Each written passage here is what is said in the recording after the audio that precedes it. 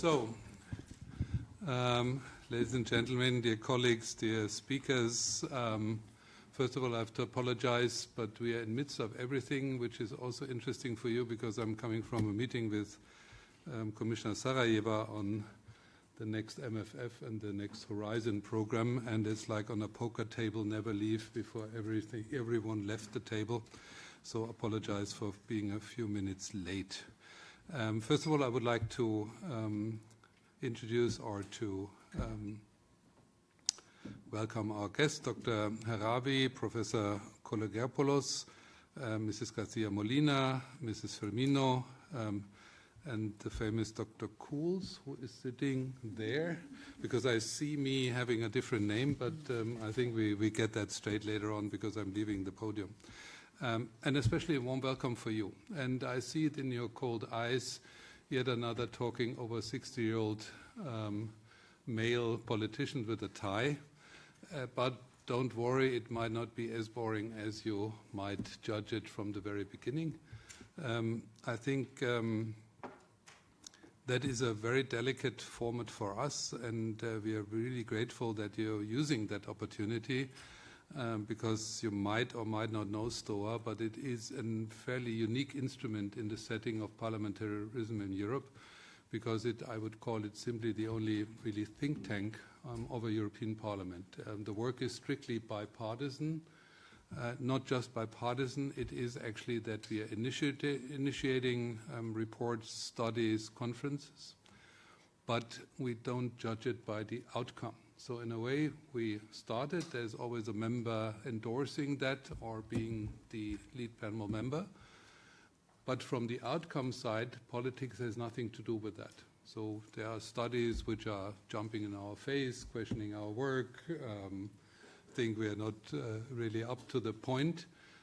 But it is not like a committee vote where studies then are voted and politically balanced, and so it is simply really the structure of a think tank.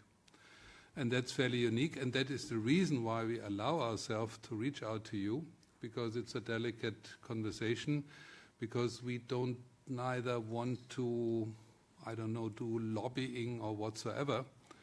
I think we are just very much interested as a contribution actually for democracy, for the democracy shield, for the sake of academic freedom, that we get in a conversation with you, with the next generation of content producer, as I learned as an old-fashioned, over 6-year-old, as I learned this expression recently. I thought to some extent you're professional journalists, but I do understand the changing nature of the media landscape. But we dare to reach out for you because, I mean, I don't have to tell you that social media algorithms favor sensational or provocative content, leaving little place for nuances, uncertainty, or complexity, which is an integral part of scientific world. And we learned by Corona, interestingly, that also in terms of, let's say, the methodology of a dialectic system, there seem to be things in common between, let's say, politics and media, and no, politics and science, but it led also to a lot of misperceptions. I give you an example in Corona, whatever we did politically on Corona, but the scientific part of Corona was insofar interesting because the logic of a scientific discussion on Corona is dialectic. So you're on a conference, you're in a scientific setting, and you live also the scientific step forward is the dialectic, and then the synthesis of that. When we were running into Corona, and I really have to say that because we were practically unprepared, what we learned, and I don't say that as a politician, more of someone coming myself out of the academic or scientific area, we learned that somehow that had been translated to the academic discussion. So in a way, the academic discussion thought that the media discussion is by nature also dialectic, to shaping conflicts, to shaping also the public possibility to perceive different positions. But the interesting thing is that on a scientific conference, you would say, if someone has a scientific position on vaccination, and the opposite on that conference would say, I'm a professor of whatsoever, but I'm thinking rubbing hands and not breathing anymore would be the better solution. There would be an immediate discussion, what is the majority of thoughts? So you would say most likely the idea of vaccinations in times of a substantial health crisis is a very plausible and by the majority of the school of thought backed idea, whereas the idea of rubbing hands and not breathing might be clearly a minority position. But in the context of a scientific conference, it's a valuable contribution because you can keep in mind that there is a 0.00001% chance scientifically that rubbing hands seems to be better than vaccinations. If you translate that to media, you saw specifically in the conventional media, because the media is to some extent mirroring that kind of dialectic methodology, you saw a professor pretty much saying, I'm in favor of whatsoever my position is on vaccination. But then the media logic would be to saying, if I'm a good journalist, I want to have an opposite position, and you find a professor saying, most likely the same, saying, rubbing hands, not breathing, is my position. The number one question, what never had been asked in none of the interviews, and we are analyzing things, was the question, how much do you represent what kind of percentage of the school of thought? That would be not a killer argument, because as it had been with Galileo, the majority of the school of thought with the Catholic Church was that the earth is not round. But it would be a very important indication, and it would be an orientation in a scientific context in that kind of dialectic discussions on something which is very helpful. So in a way, we were running in Corona at a moment which I would believe is to some extent was a crown moment for science as a contribution to the broader societies, because we got a lot of answers how to cope with that. Whether politics then delivered well is another question, but it led to the opposite. It led to an absolute confusion. And that was one of the points where we learned that we have to have a conversation in the 21st century. What is the role of science in public discussions, and how does that work, and what is the logic of media, and what is the logic of politics, and what is the logic of science? And it seems to be that that is not even. Last issue, I think what is also important for us, and that we invite very prominent speakers instead of politicians speaking lengthily like me, is that we do think that storytelling in the field of science and of science research and science, but also in the innovation field, had been a little bit neglected. So in a way, I mean, given the dimensions, what is actually happening in science and let's say, the effects on our society, I think the storytelling is, I mean, if you look to the conventional media, really sitting in silos. If you look to the German FAZ, you have this well-prepared silo of scientific reporting, brilliant for decades. But I think the dimension which is becomes more and more important, that we are in a media world where algorithms are benefiting, let's say, positively excitement, to say that mildly. I think that the storytelling from the political side and also from the scientific area is to be discussed, because we are usually try to express us in abstract terms. The politicians just mumble around. But simply, I think we don't reflect the need of our societies of storytelling. The last aspect is, in terms of seeking your interest on something might be knowing much better than me, is actually the revolutions which are happening. And they don't happen in a generic way as it had been in science. I mean, there had been always over the last decades There had been breakthroughs, there had been accelerations, there had been kind of disruptive moments in science.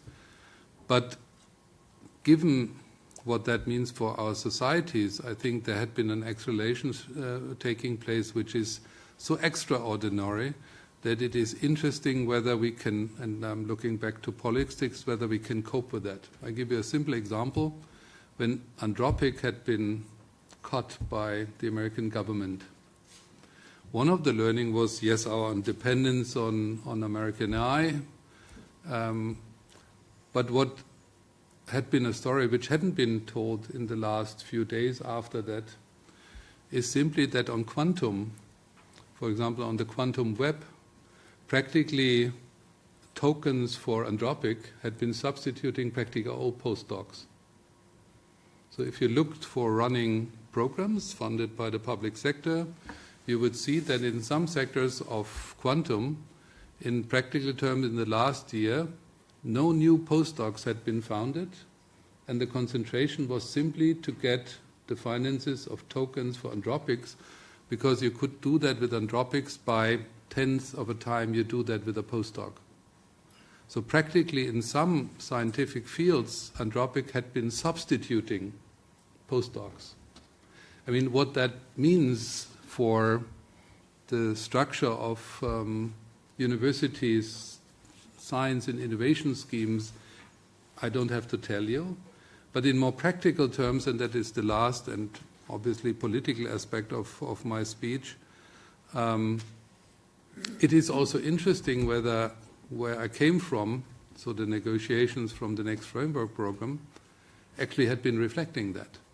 Because what had been brought forward by the Commission practically a year ago hasn't been at all reflecting this new situation, because the question of how we design calls in science is now shifting to the questions whether we do that by consortia, calls and manpower, or do we have to find a balance of being able to finance AI capacities, not in order, but maybe to some extent to substitute human work.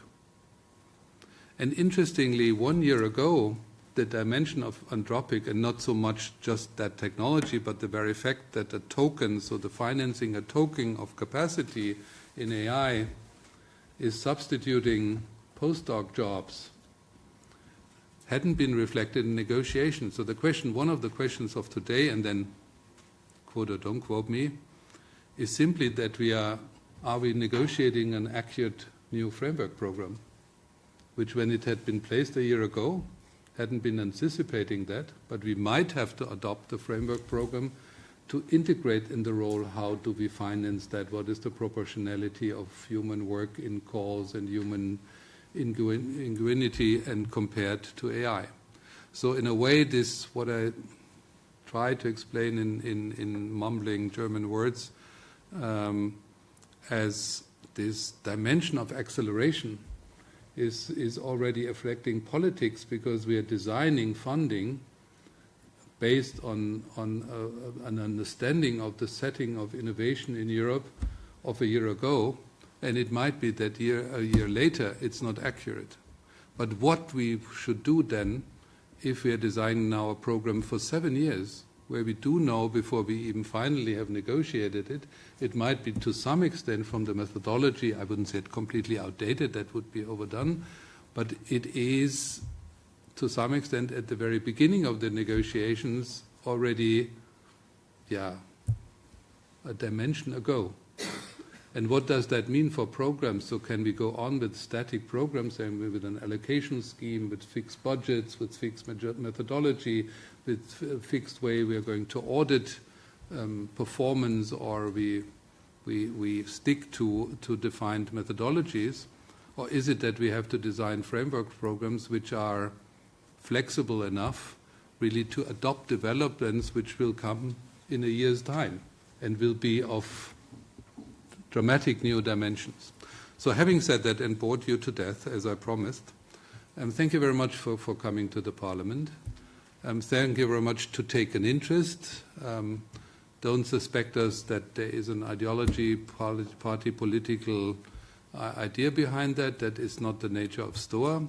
And you're going to see that, because I'm not going to chair the discussion. It's practically done by the panelists. I'm very pleased that we could convince you to contribute to that gathering. We see that as one of the most strategic, important tasks of STOA, that we reach out and that we start a broader discussion, be it on scientific freedom, about the methodology of innovation, about the way we are trying to reduce that kind of complexity in democratic society, which will make people able to make personal but even more important political decisions.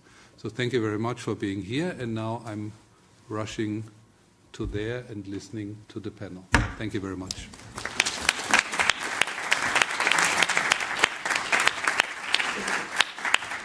So now...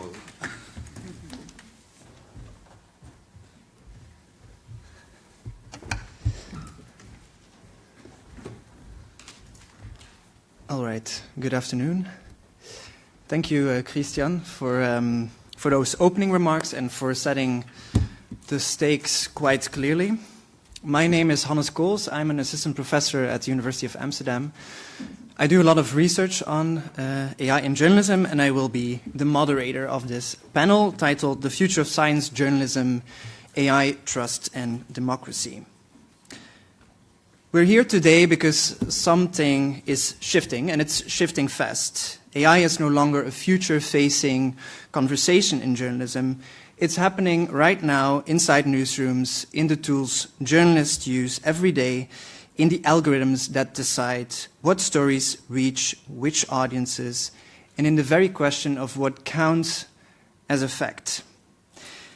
In this panel, we'll explore, first, how AI is transforming journalism. Second, what it means for public trust and democracy. And third, what regulation and guardrails can be put in place to use AI ethically. We'll have approximately 1 hour for the panel, and then we'll have some time for Q&A afterwards. So please save your questions for after the panel. Let me introduce the 4 people briefly who are going to help us navigate through this. No pressure. Bahare Heravi is Associate Professor in AI and Media at the Surrey Institute for People-Centered AI. And she's also a Braid Fellow. She works with the BBC. Antonis Kalogeropoulos is Associate Professor in Political Communication at the VUB here in Brussels. Then to my left is sitting Pampa Garcia Molina. She's a science journalist and the director of the Science Media Center in Spain. And then finally, to my utter left, Teresa Firmino. She's a science editor and journalist at Público, one of Portugal's leading newspaper. Now, before we start a discussion, I've asked the panelists for some opening statements on the following question. What democratic role can science journalists and scientists play within today's age of AI? So what democratic role can science journalists and scientists play within today's age of AI? And I would like to give the floor to Bahare. Thank you, Hannes. Welcome, everyone, and I'm very pleased to be here. My personal opinion is that the democratic role of journalists haven't changed a lot or significantly. Journalists have been the agents of keeping people, organizations, governments to account, to hold them to account. Now they do the same. But at the same time, I think now the journalists need to hold AI to account, because AI produces so much content that if it's not checked by someone, if it's not checked by someone who knows how to verify content and who knows the context, then the whole information ecosystem can blow up and get to a point that it can no longer be kind of put back together. The public is very much used to either relying on the journalists or being critical of them, but at the end of the day, they expect the journalists to do a bit of verification before putting the facts, before putting the information out there. So I think one of the important roles of journalists these days is, as AI kind of start replacing some of the jobs out there, some of the activities and tasks out there, to be really, really mindful of how to take care of this information ecosystem that is changing significantly, and how to make sure in the next generations, really, the whole information ecosystem is not in a shape that nobody can keep anybody or hold anybody into account or trust any sort of information, because AI systems are perpetually producing and consuming content. Antonis? Thank you, Hannes, and thank you for the invitation to talk here in front of you today. I would like to compliment Bahari's answer. I think one of the, as rightly mentioned, one of the most important roles that journalists play is the watchdog role. And here we're talking about watchdog role in light of the AI. But also, one of the most important roles that journalists and scientists have is to inform the public. The democratic role there is to inform as many people as possible in a society. And there are problems there. There are problems with how many people do we scientists and journalists reach nowadays.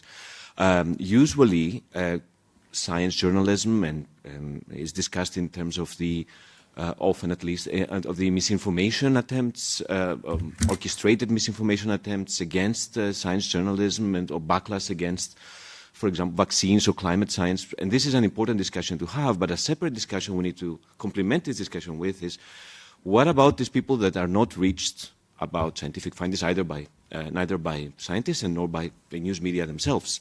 Because there's skepticism, healthy skepticism against the news media, but also there's a lot of cynicism against news media. There's indifference about the negative events or the negative coverage of events. And we see more and more people being disengaged from news. And AI may accelerate this dynamics, or also may also help reach some people. We're not sure exactly how it will turn out, but we see year after year the greater platformization of news has meant that the usual suspects, people with low interest in news, low interest in politics, low interest in educational level, are more likely to be tuning out of news altogether. And I think the democratic role of journalists in this environment is to study this audience, to examine how they can bring them back into news coverage. Thank you. Pampa? Hi. Yes, good afternoon, and thank you for inviting me to this panel about the role of science journalism in democracies. I think that we have a problem with science journalism that is much older than the irruption of IA in the newsrooms. We have a problem related to precariousness in the newsrooms, to the way we are working, the way that people are working many times by 100 euros a feature article, for example, with freelancers who are usually people who don't have the legal or the legal support of a company to, for example, to do good research, good journalistic research. So I think the problem with the conditions in which we are doing our job are much older than the eruption of artificial intelligence.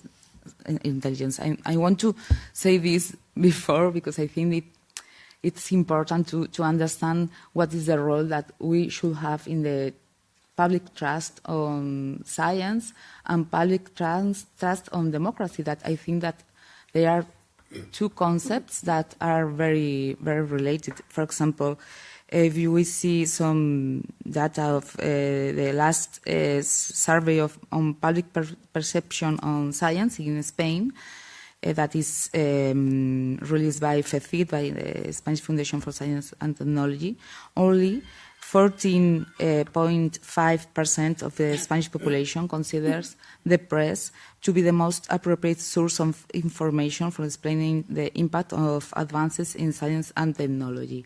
That is a problem. What is the role of journalists now for society? Who are people going to trust to understand the world that we are living in.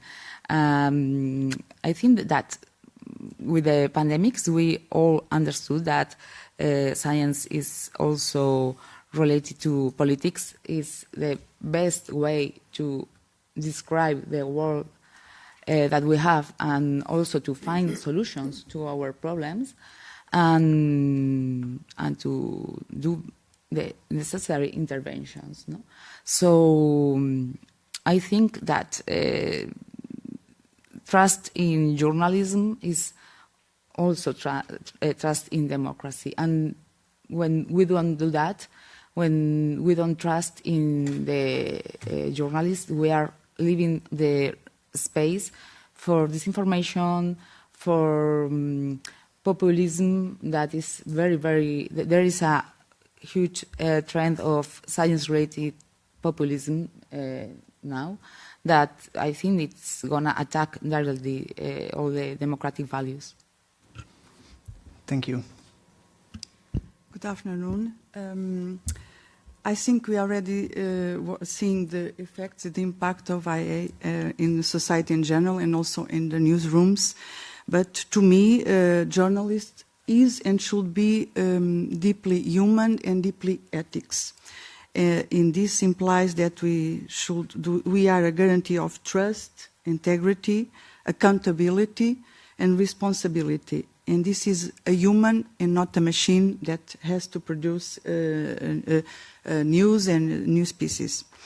This also implies a chain of custody between the source of the information and the readers and the viewers, and the journalists are, and the journalism is in the middle. I mean, is the guarantee of this chain of custody. It's a guarantee of quality. It's a guarantee of trust and truth. Also, about the ethics of journalism, I would say, because we have our rules, we verify the information. So we are not just producing information, we are producing journalism, which is completely different from... Everybody could produce information, but not everybody is a journalist, because we have rules and we have ethics. And also because of ethics, we know what is acceptable and what is not acceptable, what is right and wrong. And this is a profound human trait, ethics. To conclude, I would say that AI should not, of course, replace journalists, should be a great tool also that we could use. It's only a tool, it's not to replace journalists.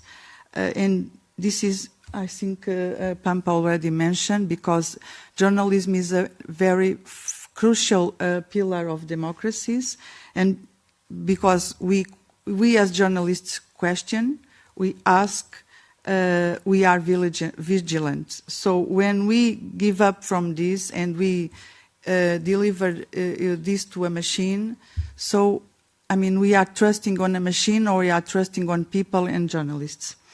Are we giving up our function as journalists to big techs, to a hidden algorithm that we don't know who is behind it?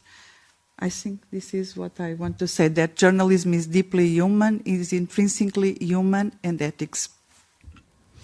Thank you for all the opening remarks, and I think it's a very pressing issue that you mentioned, Teresa. Also coming from a journalist who has been in the field for 30 years, so I think you've seen the sector change quite a lot. Of course, because this panel is on AI and journalism, I also want to start a bit with what are we actually talking about? How is AI being used in journalism? And I actually want to put the question to Bahare, to give us a quick and maybe concrete picture of where AI is already being used in journalism, because some of you maybe in the room have already worked with AI or not, and where is the line between tools that support journalists and tools that start to replace them? Thank you. I think the ways in which AI is used in different newsrooms and in journalism really, really varies. But I think at the moment, a lot of AI use is quite dependent on the interest and the knowledge that any specific journalist or any specific group has in a news organization. Larger organizations, of course, have the benefit of having resources allowing you to be able to use tools without having to personally pay for them, but at the same time they come with the disadvantage of being very, very heavy, like they could have very strict rules and guidelines that they may not allow you to use it. So I think depending on the type of organization you're in, you feel the kind of flexibility to start experimenting with AI tools and coming up with new ways of using AI, or you might feel that you really still, after quite a few years now, since ChatGPT or GenAI become a very accessible tool, a lot of journalists still feel like they cannot use it. But I think it really varies from news gathering, from verification a little bit, a lot of reformatting of content and producing content, a lot of kind of help in finding panelists, eyewitnesses, and so on. But I think the biggest part is really reformatting and fixing the final content.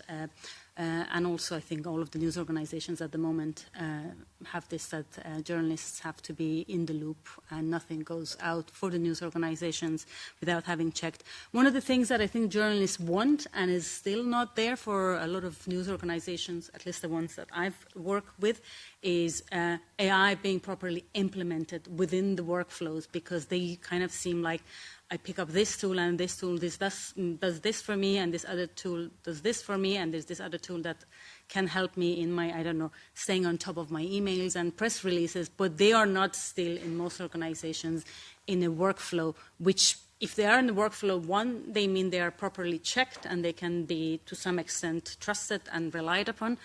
The journalists feel like they can use it. They won't be worried that if I use it, is my boss or my editor think that I am not good enough or I've done something wrong.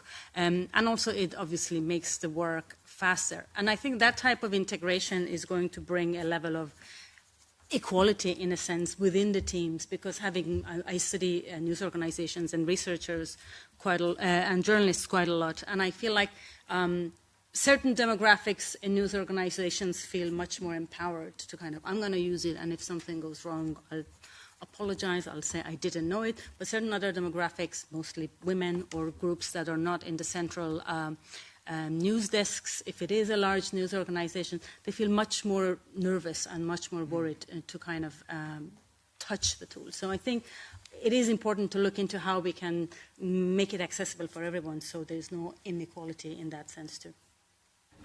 I actually want to turn to my left, to the journalist sitting left of me. That kind of worry, does that relate to you? And maybe a second question, if you are using AI already, are you doing that day to day, or are you not using it whatsoever?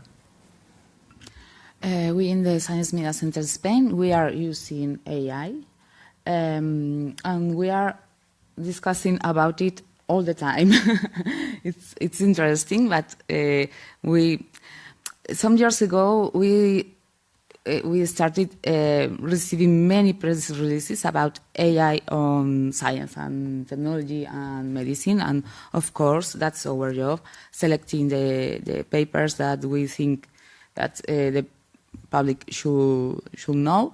But then we had like a turning point, like 1 year ago, when we realized that many of the scientists that we contact to ask them for their expert comments for the news, expert reactions, they started to write them suspiciously quick, and with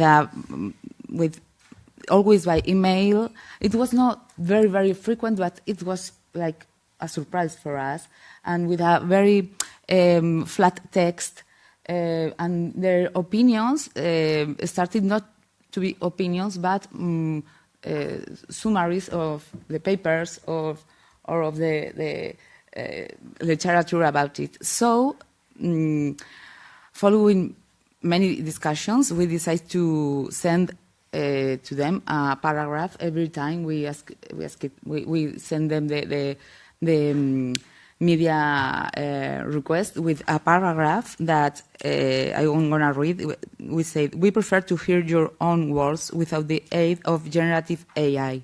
We, journalists, value your personal voice and your critical perspective on your field of expertise. If you are going to use AI, please let us know. We reserve the right not to publish comments if they don't meet our editorial standards. And scientists felt comfortable with that, because scientists are very used to declaring that kind of things. So it was not very strange for us, but that point made us reflect on our own work.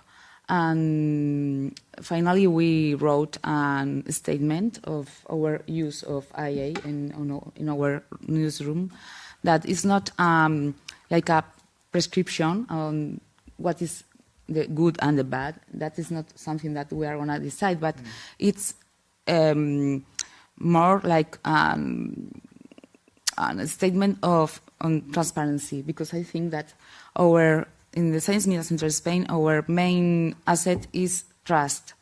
Is the rigor, the accuracy, and yes, it's trust. That's our product. So transparency is very important for us in that sense. And our philosophy is we are going to use AI in all those tasks that are that we don't want to lose time with those tasks. For example, for monitoring our impacts, or for processes, internal processes that our work is not as good as an AI in that processes. But an AI cannot do a journalistic work because artificial intelligence cannot produce new content. It cannot give news. It is always fed by all the corpus of literature or research that has already been written. So news is always something that nobody else has written before. That is the definition. So for us, the most important is maintaining that spirit. Teresa, some additions? So yes, I mean, we are using AI at the newsroom, but we are using it for transcribe, for translate, for captions, but always with human supervision, with the journalist supervision. Also, it could be a wonderful tool and a powerful tool for collect huge amounts of information, for organize information, but never, never, never to write an article. Never, never, never to write a piece. That, as I said before, and I think Pampa also mentioned now, that is the role of the journalist. Because our role is to asking difficult questions to politicians, to companies, to ministers. That is the role of the journalist, not the AI journalist. If a piece is written by AI, then it's not journalism. It's a AI written piece, but not a journalistic piece. So in Newspaper Público, our news guideline book is now in discussion, and where AI is allowed and where is not allowed, and of course, to write pieces, to write journalistic pieces is not allowed, and it will be clearly, I think, forbidden, and I totally agree. But in other tasks, like for instance, summarize probably some pieces of the journalist itself, then I think that will be and could be allowed. And that's it. Thank you. I think that is also something that we see in a lot of other guidelines, that there's a clear distinction between sometimes what is allowed and what is not allowed. So also different uses, but also I think in terms of tools that there are also differences. And I actually want to point the next question to Antonis, because in the preparation of this panel, I think we've now discussed production and how AI is or isn't used in production. But I think when we focus on distribution, I think you wrote in your email, if I quote you correctly, that the Gen AI is primarily transforming journalism through search. So we're moving from links and results to direct answers, often without ever visiting the original source. And what does that shift mean, I wonder, for journalism also as a democratic institution and for the publishers or news organizations that actually depend on that traffic? Yeah, thank you for the question. It's true that when we often talk about how people use AI for news, we think about people going to chatbots and asking questions about news, which does happen. We see that in surveys. People, an increasing minority of people uses chatbots to get news or to follow up with questions. But the three main ways that people find news online is through going directly to a news organization, a website or app, which is the best way for publishers because it's a direct audience. They can monetize it in many ways, subscriptions, ads. The second is social media, and the third one is search. And the search one is the one that people trust the most, often between social media and search. People say in surveys that they trust search engines more than they trust social media. But now search are becoming, for publishers, what the publishers call the zero-click environment. So people, rather than clicking on the news results that come, often news, not always news, it's Wikipedia, it's other links as well, they just see an AI summary. Many people are not even still aware that this is AI summaries, and it has a lot of inaccuracies. Early evidence at least suggests that. But the zero-click environments means that a large portion of the revenue for news organizations is gone because there's a lot of problems with monetizing the social media route. The direct route is strong just for the big and powerful news organizations like the New York Times, the FT, those who have a lot of subscribers, or a lot of clicks like the Daily Mail. But what about the other news organizations? So I'm afraid that this environment can create like even more, intensify this winner-takes-it-all environment that we already saw with the internet, right? The New York Times broadened its base, for example, but so many newspapers in the US just shut down. So we can see even more of that, and both in terms of the publishers, more inequalities, but also in terms of the audience. Those who care about journalism, who care about science journalism and science, would go more often directly to news because they trust a particular brand or a particular journalist and they know how to find it. But others may be more and more reliant on AI summaries of news on Google search or Bing search. So potentially more inequalities will be created out of this. And I think maybe even thinking about also what Pampa said in her opening statement, talking about public trust, I want to zoom in a bit on public trust because I think also from a scientific point of view, it's often hard to measure or pin down public trust.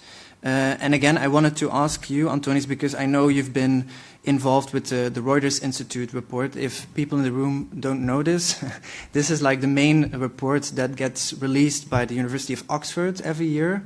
And it talks a lot about one of the things, public trust, but also, I think, changing news consumption patterns. And I wanted to ask a bit about actually how trust is measured and in what way trust can be calibrated or in what way it tells us something about public trust in countries around the world. Yeah. The report and the questionnaire that's behind the report is trying to catch so many things in so many countries, so it cannot ask trust in depth. The question that is asked to people in 48 countries, representative samples of people in 48 countries is, do you agree with the statement, I think I can trust most news most of the time? And then there are subsequent ones about news they get from social media or search, AI chatbots, and so forth. I think this is a good, let's say, we can measure trend lines and we can see that it's falling across countries, but you need more research, and we've seen from other studies that can have more space to go more in depth to understand whether that the lack of trust is mainly due to healthy skepticism increasing or cynicism. And cynicism is also rising according to other research in many countries. because of different reasons in different countries based on the political climate, how politics and media intertwine in different countries, or other reasons, impartiality or bias concerns. But AI, I don't think it's yet part of the reason why we see at least decrease in trust in news. That's my, let's say, hypothesis.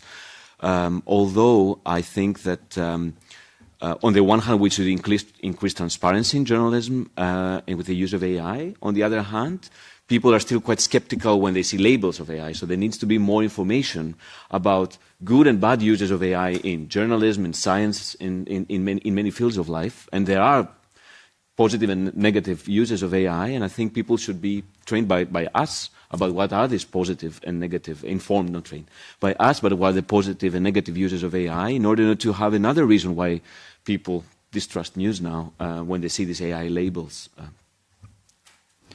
Thank you. I think also what you point to, this public trust, it's sometimes very hard to measure. And I also wonder, Pampa and Teresa, maybe you also have some points on that, because of course when we talk about AI and journalism, transparency is mentioned quite a lot, and transparency obligations, and it's even something that is also in the European AI Act, the transparency obligation. But I wonder also, in that question that I asked to Antonis, this calibrated trust in that sense, maybe a label is not enough in that sense when we disclose AI use in that sense. So I'm also wondering, do you have specific points or thoughts on this whole transparency obligation when it comes to informing the public when AI was being used? Well, yes, I mean, you should be completely transparent on that. But maybe we should also use AI to, let's say, to get our message out there, because our message our message of journalism and journalists is not, I mean, it's competing with the other information on the media landscape. The other information, and the other information could be disinformation, fake information. So news information is competing with that, and I think we have to, let's say, to get a way to put out there our message in a way more strongly. I see your point, because transparency is it's a complicated word. And I understand what you say, but I think we should be transparent about the use of AI. That of course that is not gonna guarantee the public trust on us.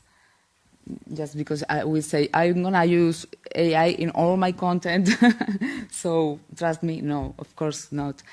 For me, the most important thing, apart from transparency, that I think it's important, is that the tricky part of the AI use in the newsroom is that when you use a new tool, you always create a new culture, a new work culture.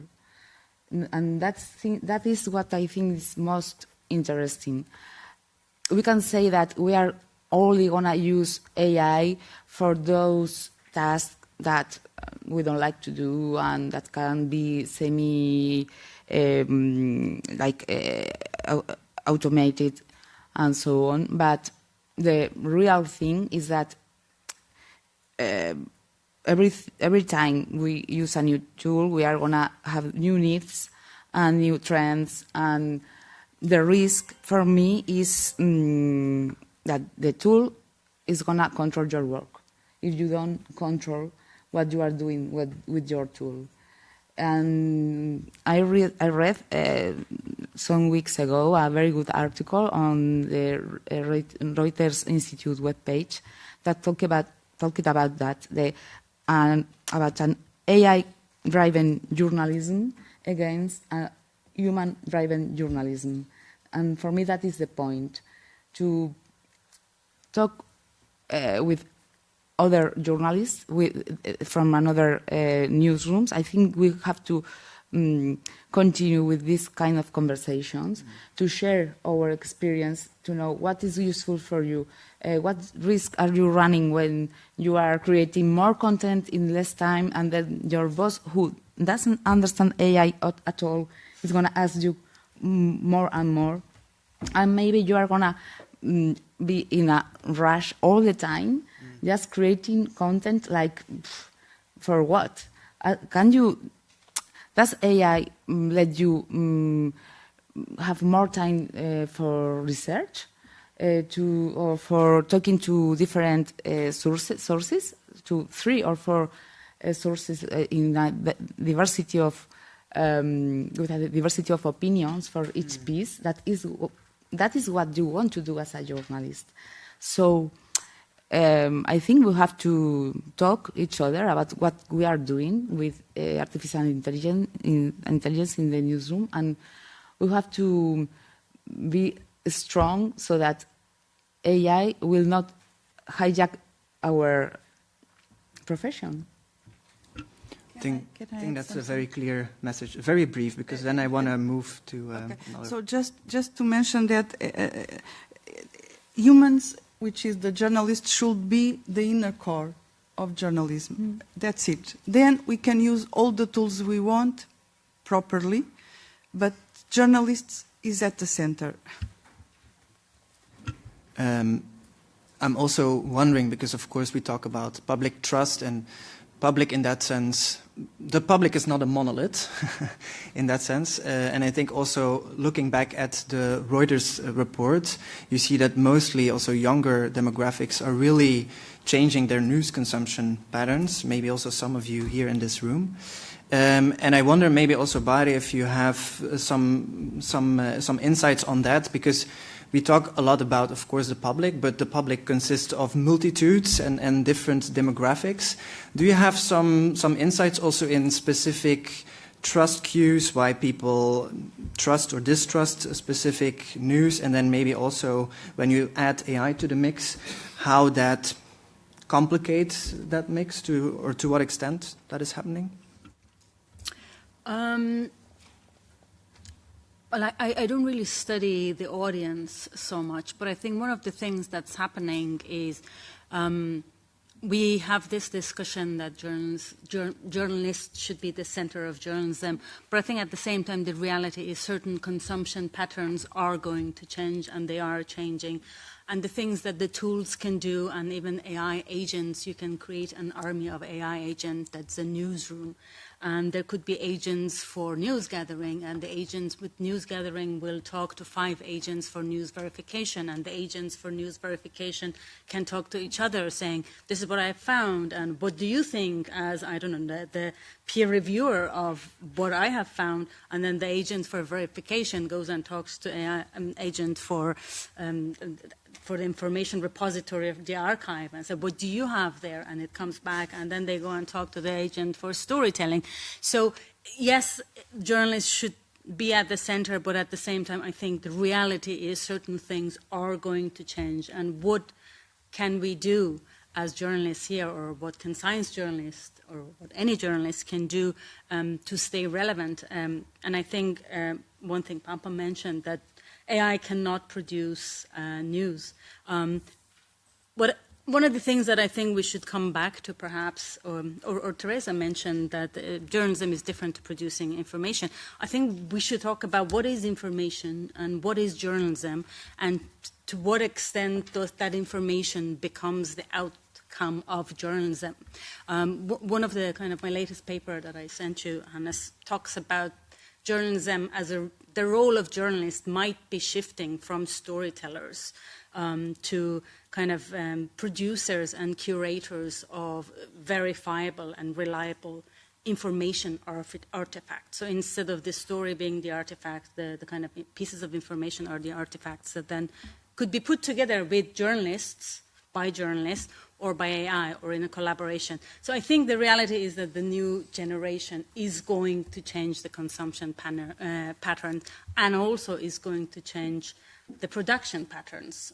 Like the people we have in this room, some of you who are maybe the youngest of you are kind of very, since you were very young, you were familiar with Gen AI. And in 10 years, people who are journalists will have been born with Gen AI. Like when you and I, we were When I started the university, that was when the internet came, and we had to learn how to work with the internet. And this is going to be very different. So I think it is important to think in kind of an epistemological way of how can we remain relevant and how can we accept it and still have a role there that is relevant in 10 years. Yeah, that's a great point, because you make me think that we should search our uniqueness as journalists. The nature of the journalist is going to change, so we have to pursue the uniqueness of journalism, something that the machine could not produce, but a human and a journalist could produce.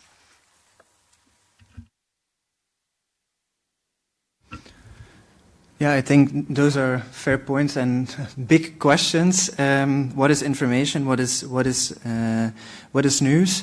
I actually wanted to, and I think that is definitely also something that you all will discuss in the next couple of days. But I also wanted to ask a bit about responsible use of AI, because you hear now a lot on the ethical part of using it, and there are guidelines in place.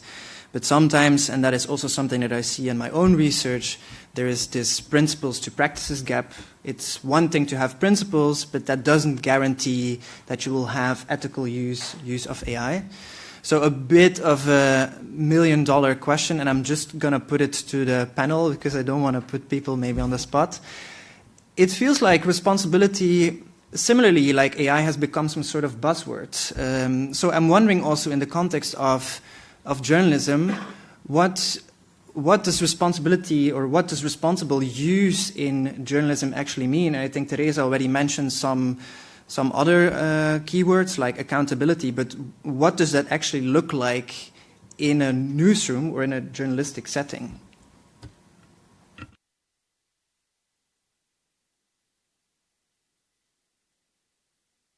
Well, you are the me. If I write something or publish something, and if I'm not ethic on that article, I am the responsible.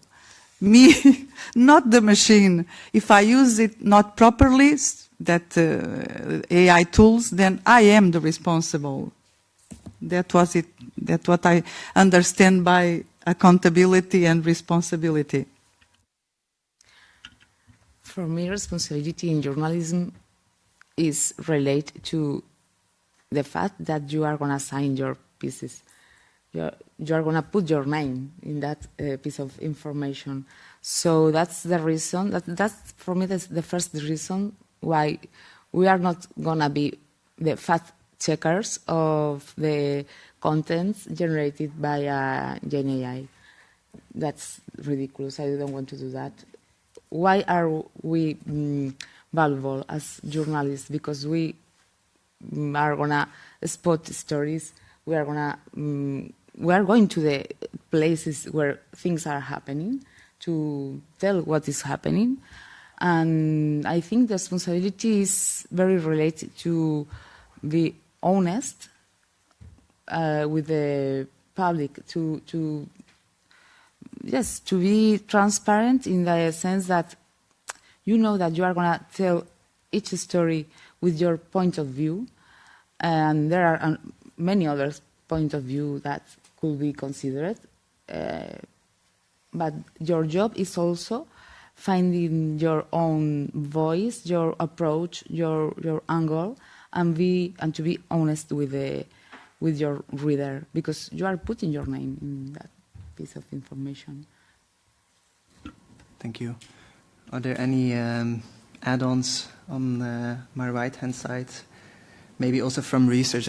There is quite some research also on responsible. As an audience researcher, I'm not studying newsrooms, but I know that from the study from colleagues Felix Simon and Rasmus Nielsen at the Reuters Institute, they asked people, what are you comfortable with out of these different types of news, uses of AI, uses of news, and they found that people are fine with the back end, like a translation, some research, some data analysis, some proofreading, maybe the headline, but not with writing the article, not with the images, the AI images when there's not an actual image using an AI image, and not creating artificial presenters, for instance. People are not, at least for the moment, comfortable with this type of AI used for journalism. So it's important to look at the audience comfortable level.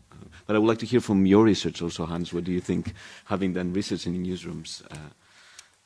Yeah, I mean, I can be very lengthy, but we don't have a lot of time. If people want to know also more about my research, I think there's a lot of research now happening also on the public's perspective, and I think that also has been overlooked quite a long time.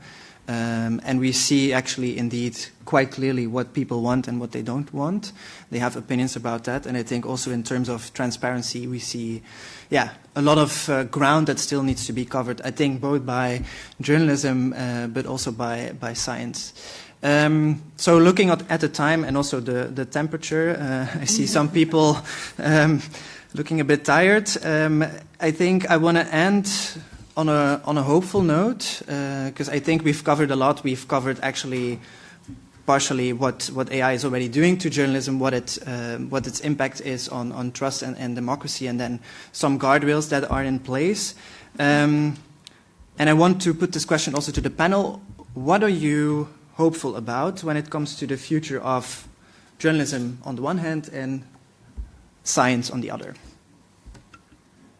You can choose who wants to start.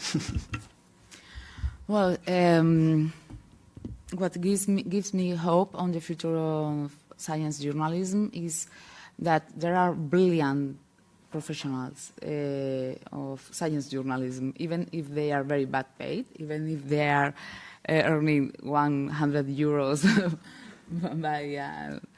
for a feature article in the big media outlets in Spain. But 10 years or 20 years ago, we have in my country a science journalism that was like a cheerleader journalism. It was like, oh, science is good and everybody should know it. Now we have a science journalism that is critical, that is vigilant, that is doing its proper role. And I also think that now science journalists are not only covering science in the science section, but all their colleagues in the other sections of the newspaper are asking them for help to cover many other topics. Because if you are working in the international politics section or culture section, or, for example, gender, if you are the gender correspondent on your newspaper, maybe you need the help of somebody who can read a paper, who can contact a good source. So I think that we are very necessary. And, well, the problem is that the owners of the media should understand that science section is not only for curiosities and big news about the wonderful challenge of the spatial discoveries that I respect, of course, but it's knowledge that should be communicated to the public in all the sections of the newspapers with people in the staff. Well, we have the same problem in Portugal about bad-paid journalists and the precarious situation. And also, I think it's necessary for the editors-in-chief of the Portuguese newspapers to understand how important journalism, science journalism is. But despite of all, I'm optimistic because more than ever, science journalists are needed. Because what is happening in science, we are seeing at this moment great breakthroughs, and they came with risks, challenges, and also opportunities. And if you look to, for instance, what is happening on AI, but also biomedicine, cancer, new incredible cancer treatments, genetic editing. So a lot is happening on science, and that's why I think science journalists will be needed on a newsroom.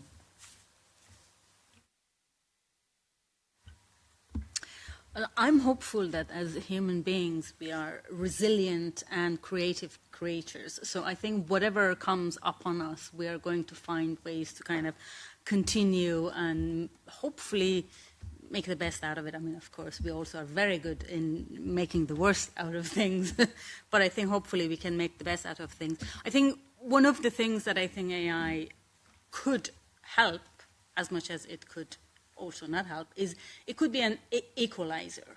It could be that while it could create divides, but also it gives access to simplified information to people who were not previously able to maybe understand a scientific paper, which was then the role of science journalists to explain to them. But also I think it will make it possible for scientists to write in a way or to kind of interact with AI tools in a way that their findings is actually understandable for a larger group of people.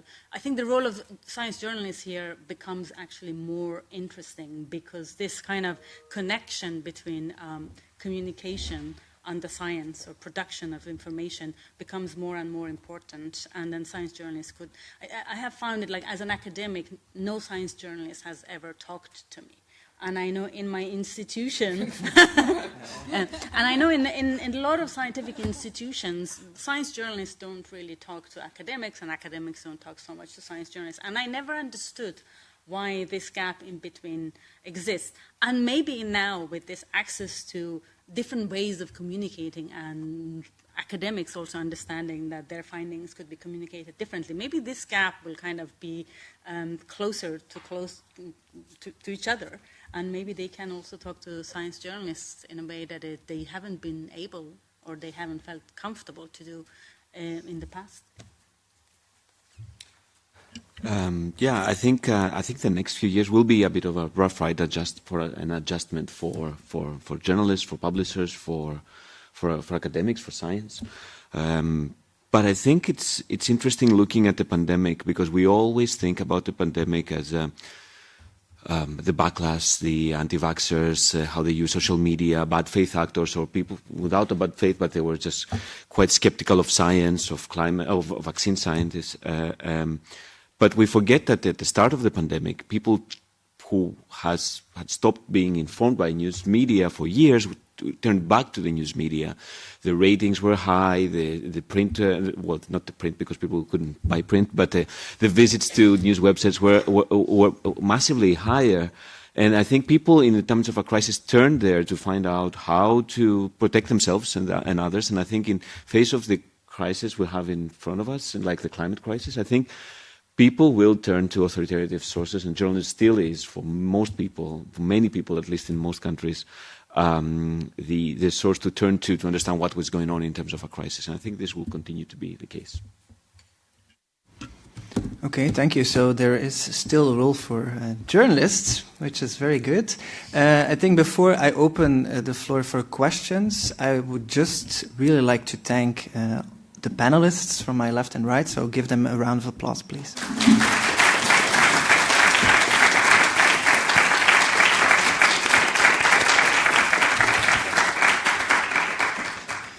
In terms of Q&A, I can imagine you still have questions because we talked on a lot of different topics. So maybe just very briefly state your name, the question, and to who you want to direct it to. And I think looking at the time, we have approximately, 12 minutes for questions. Okay, so there's already that one in the front, and then I'm going to take 2 questions at once. Yeah. So, hi, my name is Lisa and I come from Riga, Latvia. My question is to all of you. We have all seen the heat wave, we have all seen the climate change, and we have also talking about ethics a lot. My question is, how can a journalist be truly ethical if they're using generative AI, taking into account the environmental costs that this generative AI uses? Thank you. And then a quick second question. Hello, my name is Thomas Zauner. I'm freelance science journalist from Vienna. My point is about, I feel like the use of AI is kind of assumed that it will happen how can we maybe think about not an individual scale or maybe a newsroom scale about how to deal with it on a regulatory scale, on like a national level or organizational wide level, as journalists, organizations of journalists, to come up with ethics standards and standards how to use it, to go beyond the individual scale. Thank you.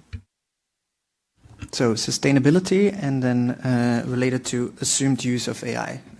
Those are the two questions.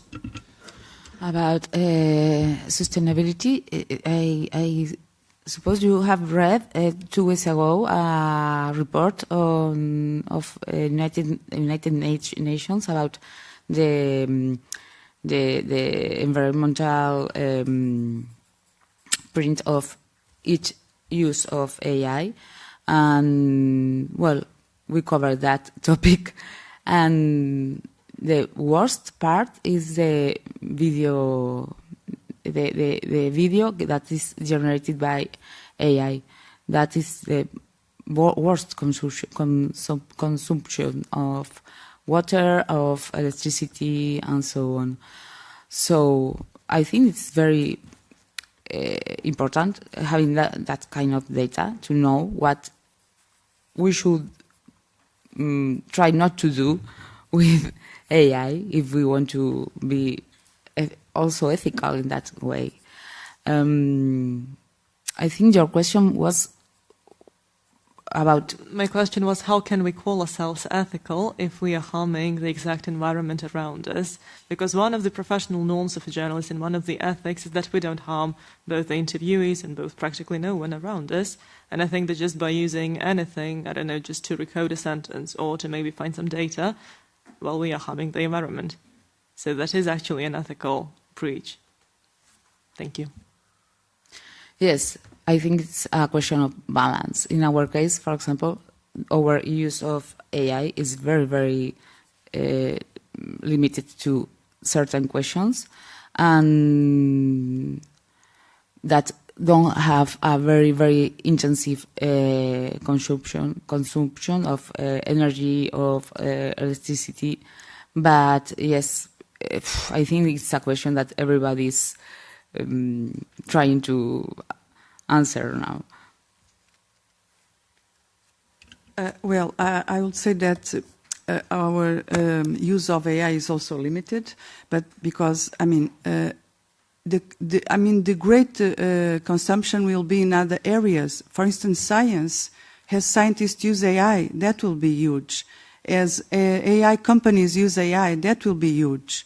The way you use AI is not a huge amount of AI. Otherwise, besides that, you could also ask that question for everything you do, what we eat, what we drink, everything. Well, I'm currently talking especially about journalism. Yeah. And while we can especially talk about, let's say, nutrition or other parts, we have seen the same waters in the USA, we have seen the same waters in the same Somalia, how they look. So I think that it is pretty, sorry for the word, diabolical for a journalist sitting in front of me saying that it is dependable on everything else around ourselves. This exact question is about... I think it's an interesting discussion, but I also want to give room to other people who still want to ask questions. I think also after this there's cocktail reception, so it definitely can go further into that. I think it's a very important topic, sustainability, and we haven't necessarily talked about it.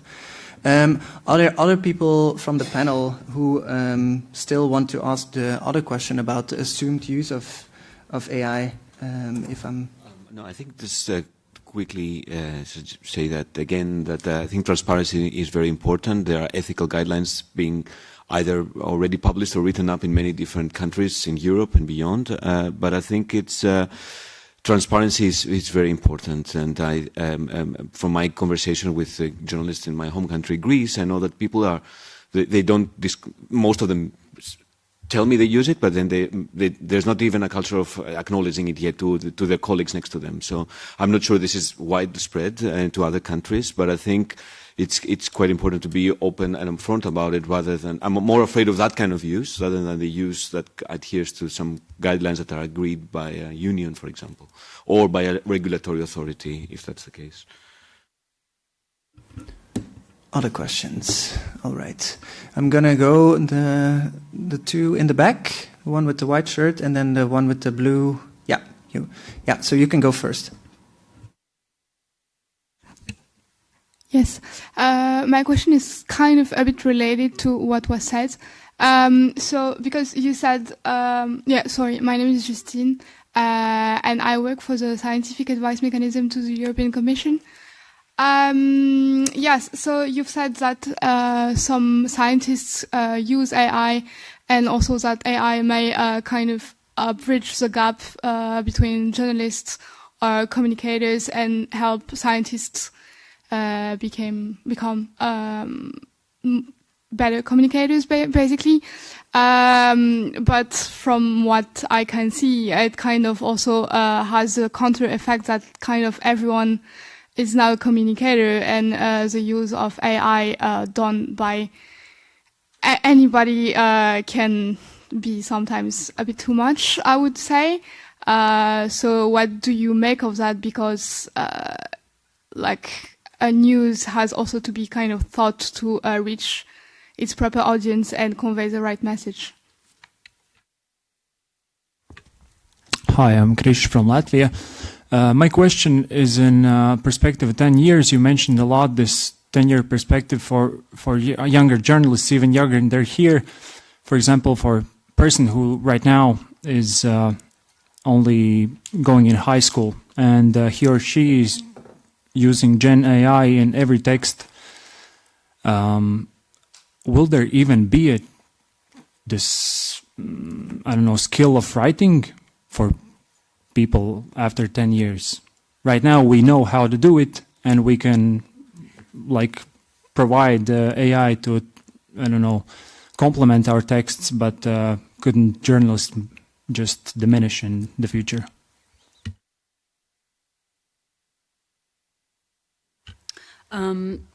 Maybe I can briefly respond to both of them. Though, I think that the first question was directed at me, but I didn't quite understand the specific question. When you say, what do I make of it, what do you specifically mean about that?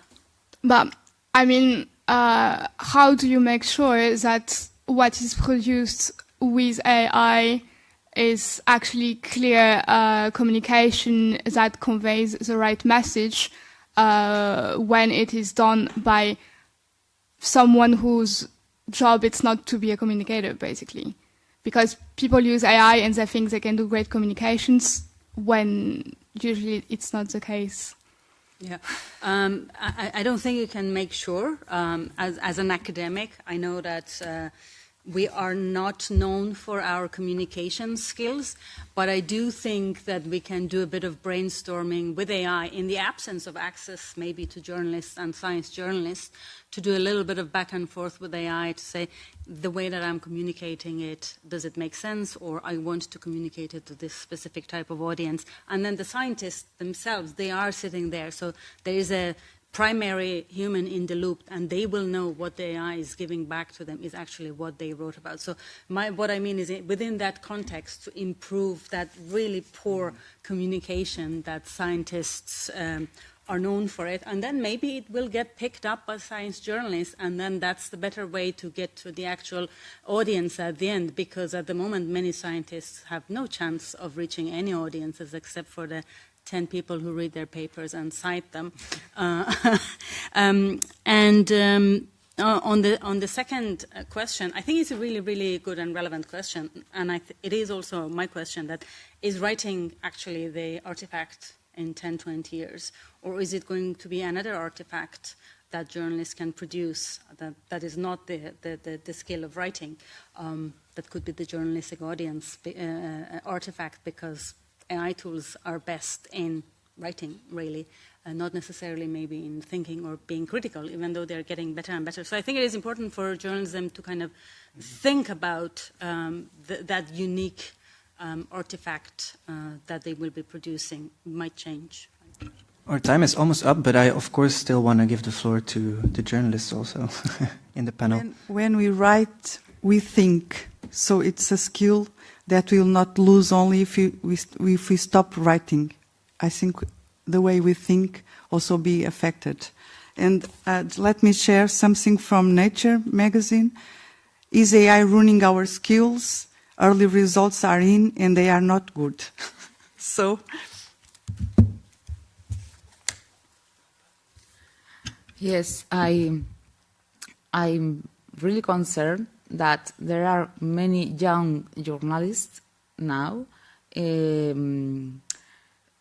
creating content. No, they are not creating that content. They are editing content created by Gen AI, and they are losing their time because they are not they are not training on the basic skills of journalism. Because, as Teresa has said, when you write, when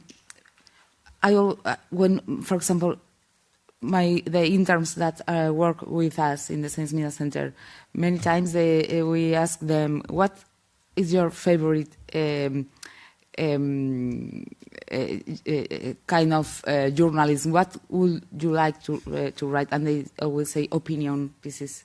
And it's like, I think that before you write that wonderful opinion piece, you have to write 100 news, very short news, to be trained on the basic skills that also consist in discussing the headlines with your editor, and also maybe getting very angry with your editor, because the point of view of him or her is very.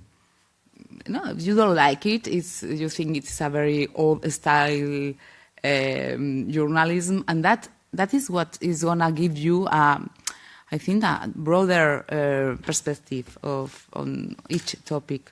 So, yes, I think that when you write and when you talk to the rest of the people on your team is when you learn. And that's also why, for me, the new trend of the content creators, that are people who are working alone at home sometimes, and they don't have a team to talk or to discuss the topics, and they don't have an editorial process.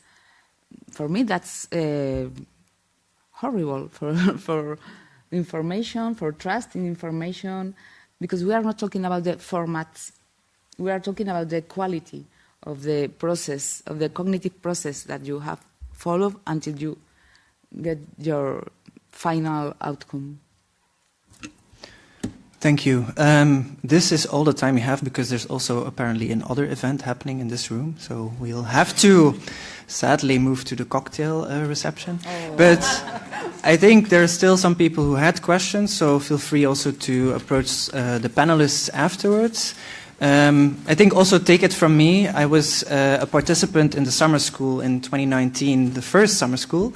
So it's also nice now to be sitting on the other side. I hope you'll get a lot of inspiration the next coming days. And also, I think a lot of the questions that were raised, sustainability, responsibility, ethics, all these things, I hope you'll be wiser in 3 days. Thank you.